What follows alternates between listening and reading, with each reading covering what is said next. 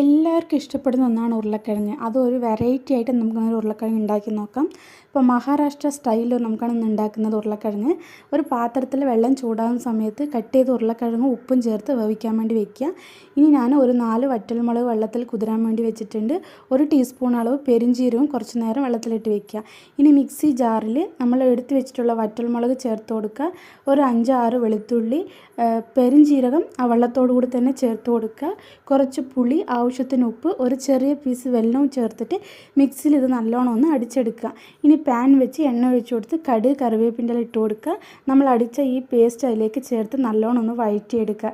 ഇപ്പോൾ നമുക്ക് ഉരുളക്കിഴങ്ങ് വെന്തിട്ടുണ്ട്. അത് ഇതിലേക്ക് നമുക്ക് ചേർത്ത് കൊടുത്തിട്ട് നല്ലോണം ഒന്ന് മിക്സ് ചെയ്തെടുക്കുക. അപ്പോൾ നല്ല ടേസ്റ്റ് ആയിട്ടുള്ള ഒരു ഉരുളക്കിഴങ്ങ് കൊണ്ടുള്ള ഒരു റെസിപ്പി റെഡി ആയിട്ടുണ്ട്. ലഞ്ചിനൊക്കെ സ്കൂളിലേക്ക് കുട്ടികൾക്ക് കൊടുത്തു വിടാൻ പറ്റിയിട്ടുള്ള നല്ലൊരു ഡിഷാണ്. നല്ല ടേസ്റ്റാണ് കഴിക്കാനായിട്ട്. ഇതുപോലെ നിങ്ങളൊന്ന് ട്രൈ ചെയ്ത് നോക്കുക.